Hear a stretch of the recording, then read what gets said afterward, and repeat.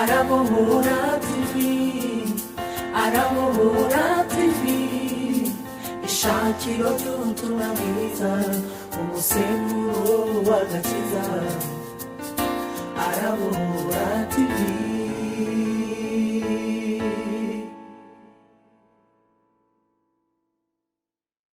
Wo kuganira ijambo ry'Imana.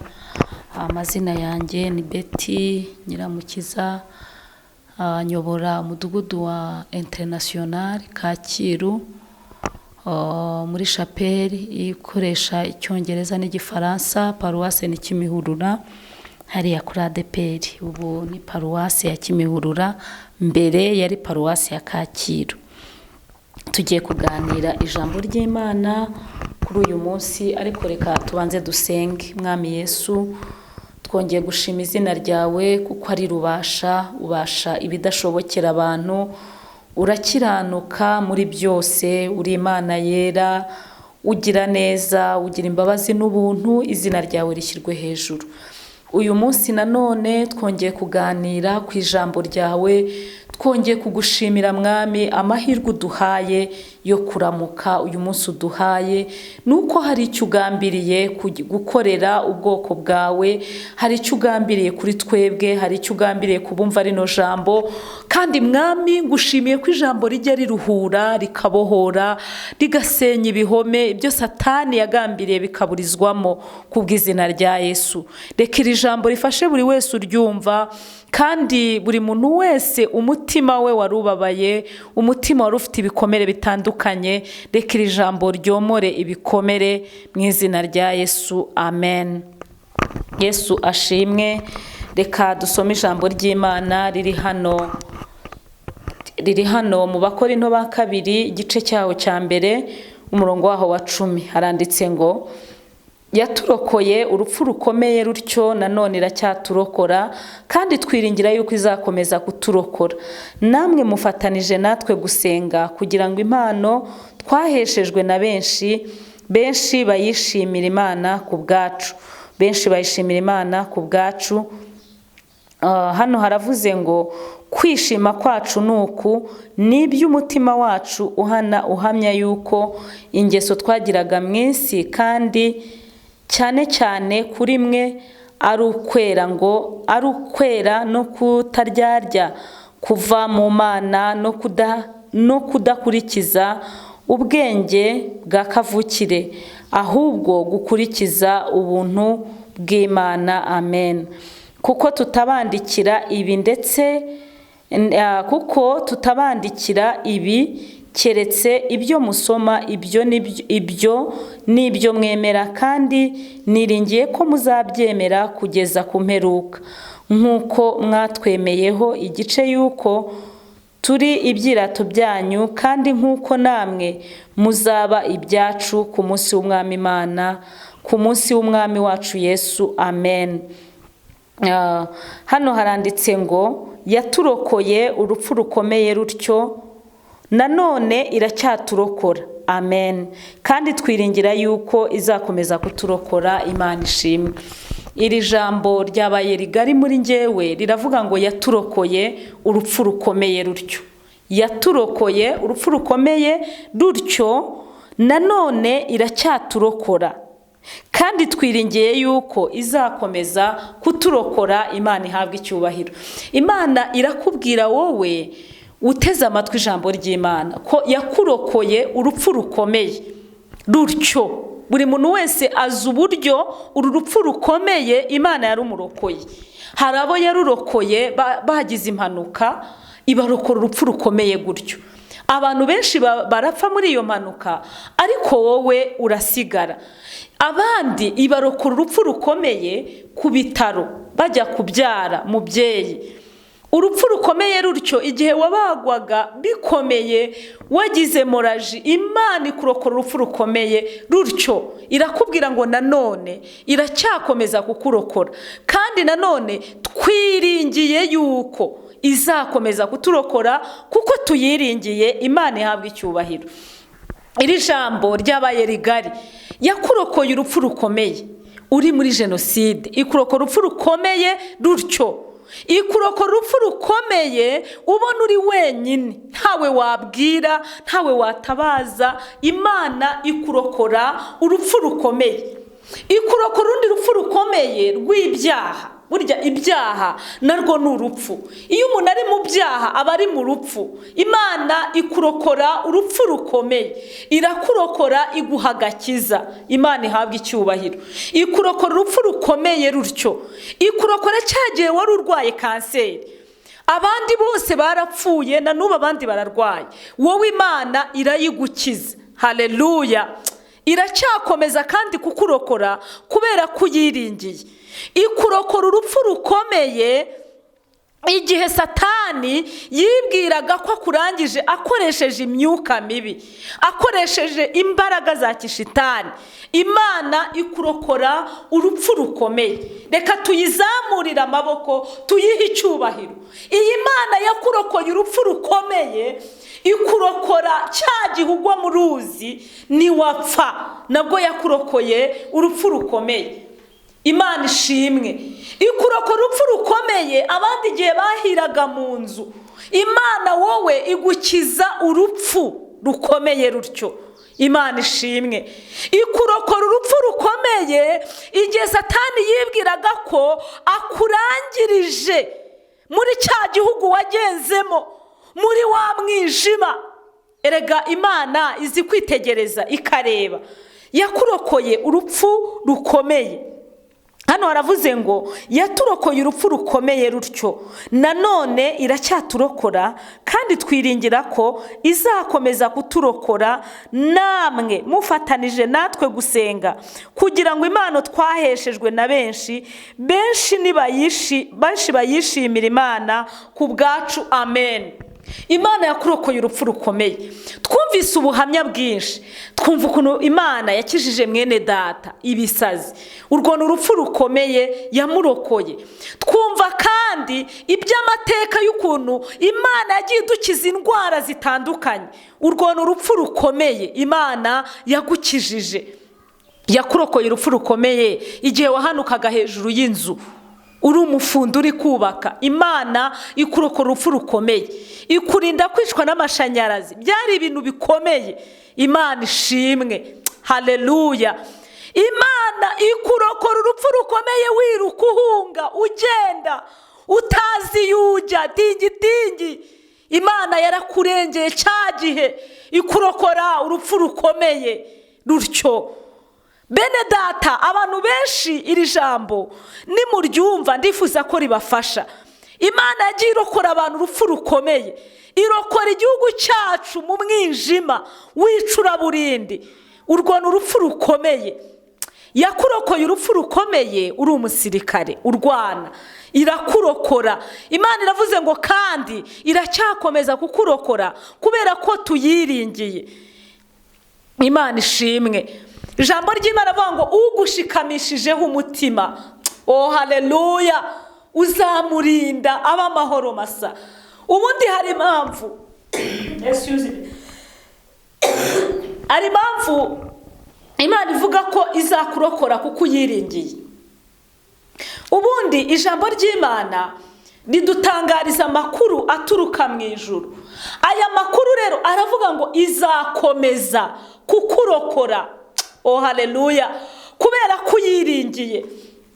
Ikintu nkundira Imana, ntabwo iyo ikurokoye igucyurira ngo ikubwire ngo n'ejo nari nakurokoye, ngo ikubwire ngo n'ejo nari nakurwaniriye, ahubwo igukiza kuko yabigambiriye.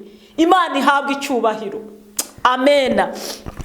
Aha irindi jambo riri mu Mubwiriza ibice byaho 12 haranditse ngo ujye wibuka umuremyi wawe mu minsi y'ubusore bwawe, iminsi mibi itaraza n'imyaka itaragera, ubwo uzaba uvuga uti sinejejwe nabyo. Izuba n'umucyo n'ukwezi n'inyenyeri bitarijimishwa n'ibicu,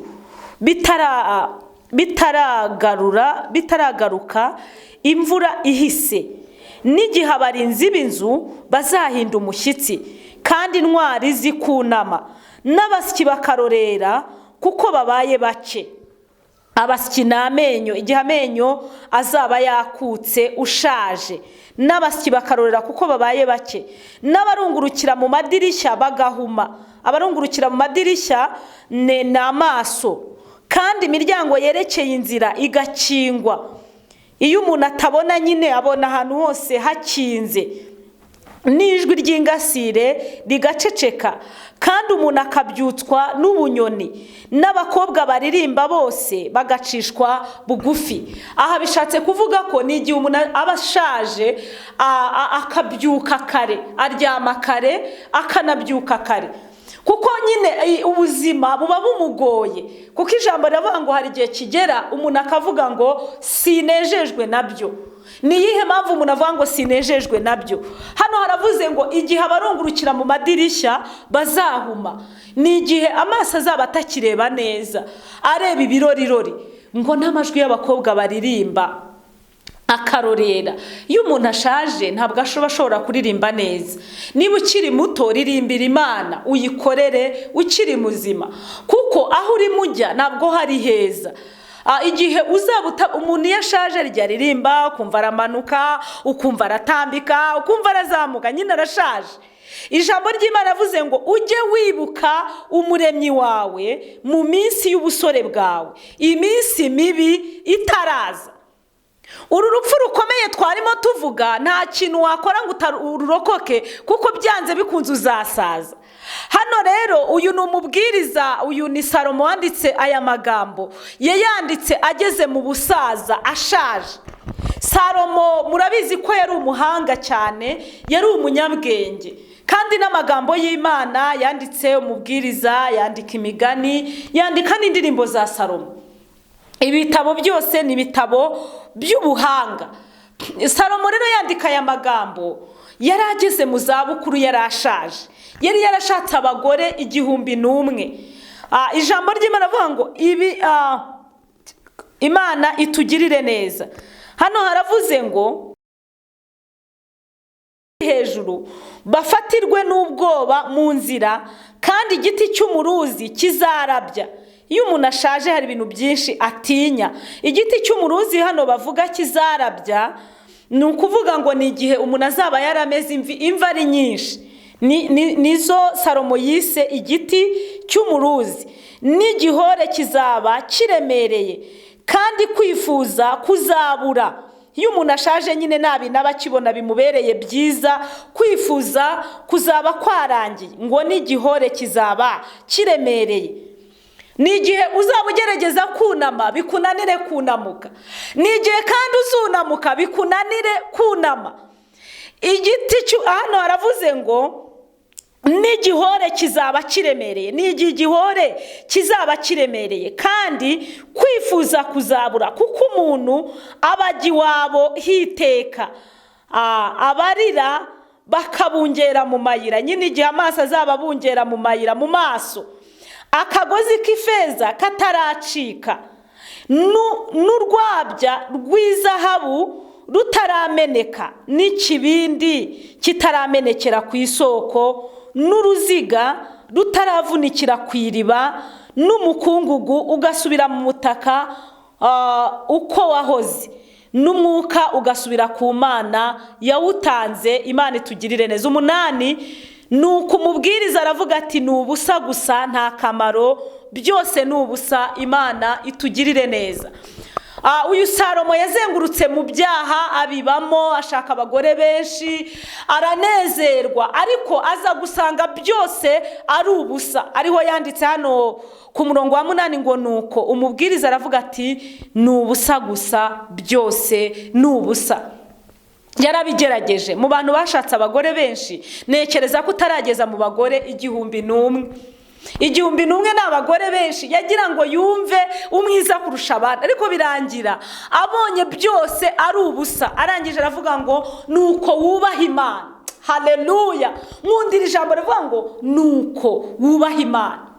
Salomo rero iki ni igitabo yanditse mu zabukuru ze, ariko agera avuga ngo n'igihe uruziga rutaramenekera ngo n'uruziga rutaravunikira ku iriba.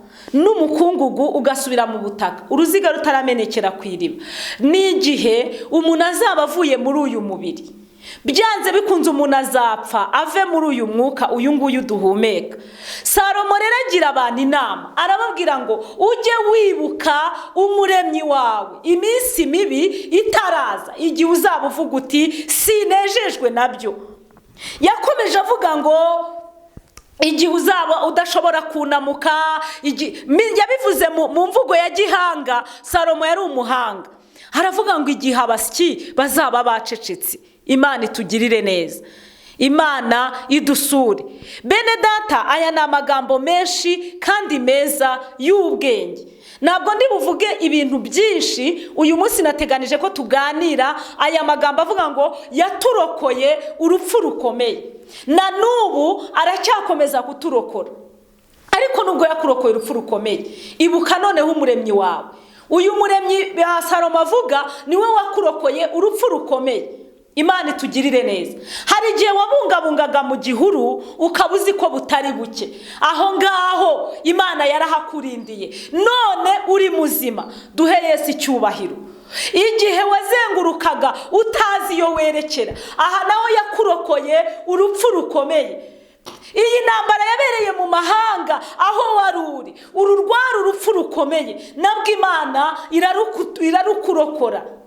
Paulo rero akomeza avuga ngo nanone iracyakomeje kuturokora kuko tuyiringiye. Amen.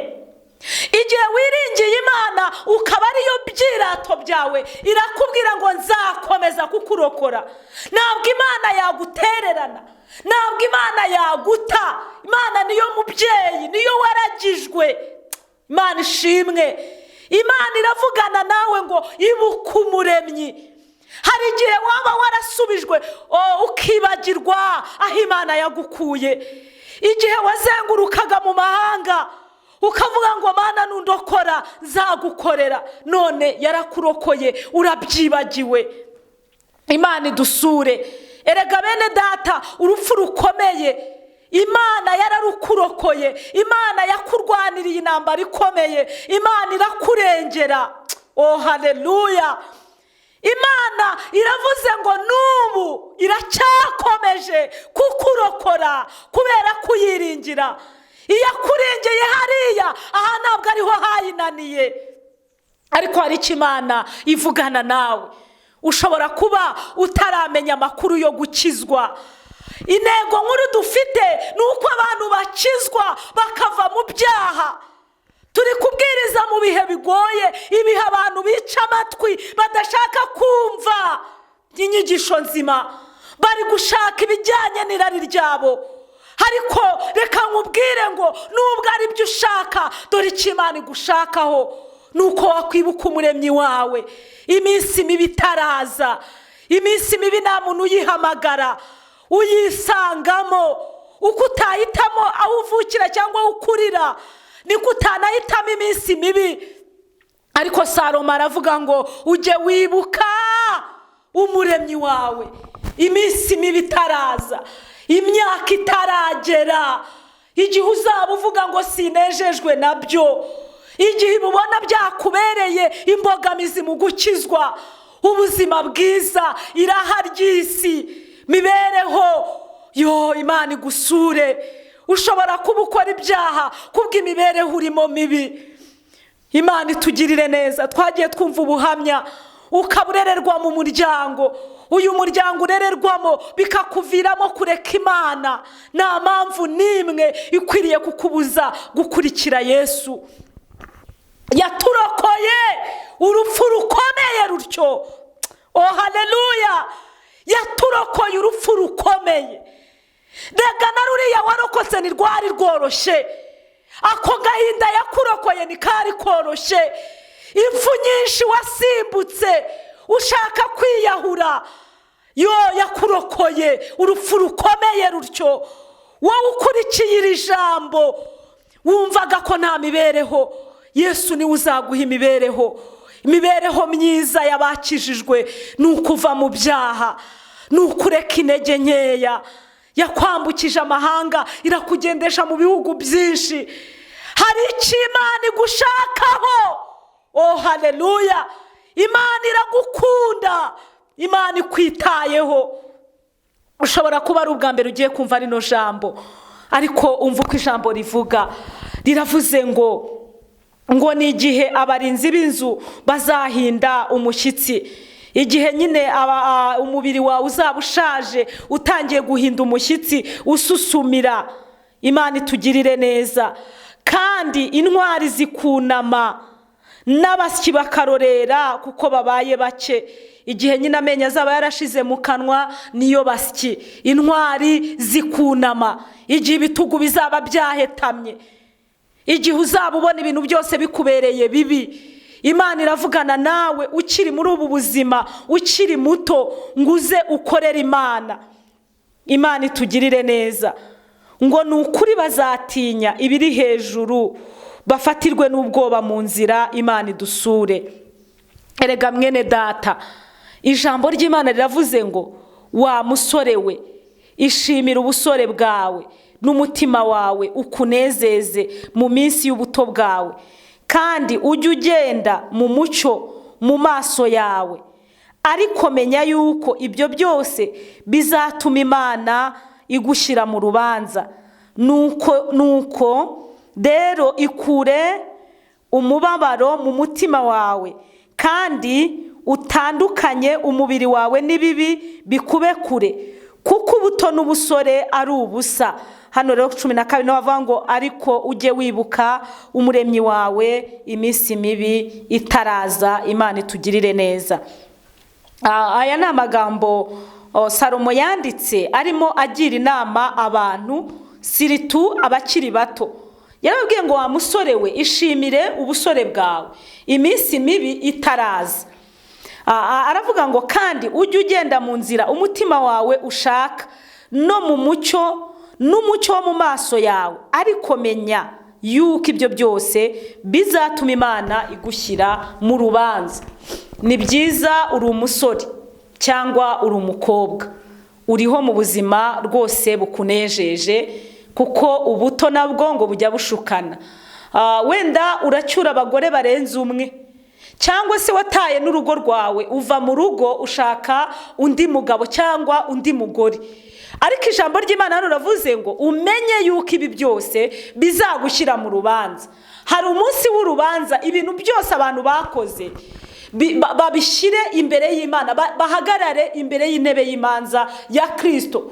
Niba warashatse abagore benshi, uzabashorera ubajyana imbere y'Imana. Imana itugirire neza. Hari ukuntu dukunda kuvuga aya magambo, abantu bagakunda kuvuga ngo ariko ngo barokore bakunda gutera ubwoba. Ntabwo ari ugutera ubwoba. Ibi bintu Bibiliya ivuga ni ukuri, ibi mirimo dukora izashyirwa mu rubanza. Imana itugirire neza. Hano rero umusaza Salomo cyangwa umubwiriza Salomo yakoze ibintu byose byiza, yishimira ubusore bwe nk'uko byandika, aba mu bintu byose. Ariko nyuma yabyo aza kubona hari umunsi w'urubanza. Ariho yagiriye inama rero avuga ngo nubwo ibyo bikunezeza byose wabikoze, nta munezero nko kunezererwa mu Mana, nko kugira amahoro yo mu mutima, nko kumva utunganiye Imana, umutima utakurega ikibi. Imana itugirire neza. Bavandimwe rero, twavuga amagambo menshi, ariko ahangaha intego ni ukuvuga ngo yaturokoye cyangwa yakurokoye urupfu rukomeye, nanone iracyakomeje kukurokora kuko uyiringiye, kandi twiringira yuko itazarekera, kuko Imana ni umucamanza utabera. Imana ibaha umugisha. Aya magambo Pawulo ayandikira Abakorinto ababwira ati mwibuke ya Mana yabarokoye cya gihe, ni nayo Mana igikomeje kandi izanakomeza. Pawulo yaciye mu rupfu koko rukomeye nk'uko ijambo ribivuga. Muribuka Pawulo ko yakubiswe inga, Pawulo yagize amateka akorera Imana, ararenganywa. Uyu Pawulo rero niwe kandi witwaga Sawuli, Imana imuhindurira izina. Ntabwo uyu munsi nifuje gutinda, reka nkwibutse inshuti y'Imana. Hari icyo Imana imbwira kukwibutsa. Icyambere, ibuka igihe wari mu ntambara bigukomereye. Byibuke, Imana irakurengera. ibuka igihe wahungaga utazi iyo werekera, icyo gihe Imana yarakurokoye. ubu se ikugejeje muri kino gihe nibwo yananirwa kukurokora? ubu ntabwo aribwo yananirwa kugutabara, sibwo yananirwa kukubakira urugo, sibwo yananirwa kugukuraho izo karande Satani yagushyizeho. Imana iturengere. Rero tugiye gusenga Imana. Ntabwo nifuje gutinda, aya magambo abahagije. Ujye wibuka umuremyi wawe, ujye wibuka umuremyi wawe. Ni gute wakwibuka umuremyi? Ntabwo ari ukwibuka Imana gusa, ahubwo va mu byaha. Ijambo rivuga ngo dore kubaha Uwiteka nibwo bwenge, kandi kuva mu byaha niko kujijuka. Va mu byaha, Imana itugirire neza. Va muri ibyo bikwihebesheje, Imana yabivunjamo umunezero. Sifa kwa Bwana. Va muri ako kaga, va muri uwo mwijima aho urara unyabugogo wivuruguta uwiba. Imana yagukurayo. Imana ishimwe cyane, Imana ishimwe. Ushobora guhora utekereza utari ko ngiye Imana yaranyanze. Ntabwo Imana yakwanze, Imana ikwitayeho, Imana igufiteho umugambi. Imana iracyafite, haleluya, inzira zirenga 1000 zo kukurengera. Imana iracyafite plan nziza. Ijambo rivuga ngo nzibyo nibwira nzabagirira, ntabwo ari bibi ahubwo ni byiza, kugira ngo mbarememo umutima w'ibizababaho hanyuma. Icyazanye Satani ni ukwica, ni ugusenya, ni ukurandura. Ariko icyazanye Umwami Yesu, tumuzamurira amaboko, haleluya, ni ugukiza, ni ugushaka icyari cyarazimiye. Wowe wazimiriye muri ibyo bibazo, wowe wazimiriye mu byaha, wowe wazimiriye mu ntege nke, wowe wazimiriye mu gahinda, wowe wazimiriye mu bupfubyi, wowe wazimiriye muri ibyo bintu n'ubupfakazi bukuremereye, Umwami Yesu aravugana nawe ngo nije se w'imfubyi, nkaba umugabo w'abapfakazi. Uri gutinya iki? Imana itugirire neza. Ikintu ukwiriye gutinya ni kimwe, ni icyaha. Kuko icyaha nicyo kigutandukanya n'Imana. Icyaha nicyo kigukura mu buzima bw'ijuru. Icyaha nicyo gishobora gutuma wumva nta byiringiro. Ariko icyazanye Yesu, yaravuze ngo yemwe abarushye n'abaremerewe nimuze musange ndabaruhura. Imana ishimwe. Icyazanye Yesu ni ukugusubiza muri urwo rugo rwawe wavuyemo. Imana idutabare. Urarorongotera mu byaha, urarorongotera mu badamu n'abagore, ibyo birakungura iki inshuti y'Imana? Imana ibaha umugisha, Imana ibarengere, Imana ibasure bene data, Imana ibaha umugisha. Navuga byinshi ariko ibikwiriye nibi. Umuririmbyi yaravuze ngo yaturokoye urupfu rukomeye. Amena. Na nubu iracyakomeza kuturokora kuko tuyiringiye. Wanyemerera ukaza ukiringira Imana. Ushobora kuba urererwe mu miryango ikugerageza, ushobora kuba ari byo uri mutekereza kujya mu biyobyabwenge. Sigaho, Imana iragukunda, Imana ikwitayeho.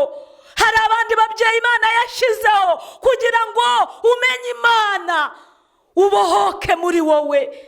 Imana itugirire neza. Hari igihe ibikomere bituma abantu biroha mu ngeso mbi. Hari abo twaganira mbwira ngo icyatumye bajya mu byaha, bajya mu busambanyi n'ubusinzi ngo ni imibereho, ngo barererwaga. None se koko umwana yavukira mu rugo rwa maraya agakura abona ababyeyi ari ba maraya, yabuzwa n'icyo arabikora? Ariko nubwo bimeze gutyo, Imana igufiteho umugambi mwiza. Haleluya. Hari n'ababikora bifuza kubivamo. Turahari kugira ngo tugusengere, turahari kugira ngo tugufashe. Haleluya.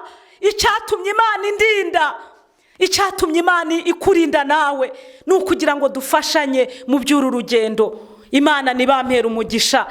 Uyu musaza Salomo rero aya magambo yanditse aba akugira inama, akubwira ngo dore igihe wanezerewe mu by'isi, reka nkubwire nshuti y'Imana, Imana ntabwo ishaka ko abantu bababara, ariko hari igihe yemera ko umuntu ageragezwa. Ariko umubabaro wa Satani wo uragatsindwa n'Imana. Uzi ko Satani akubabaza akakwereka ko utazabona n'ubugingo, uwo mubabaro uburenze. Ariko iyo Imana ikwigishije nk'uko yigishije Yobu, igihe kiragera bikarangira. Imana ibampera umugisha bene data, ndagira ngo ngusengere. Waba unkurikiye Arabohora TV, Arabohora TV, ishakiro ry'ubutumwa bwiza, umusemburo w'agakiza. Arabohora TV.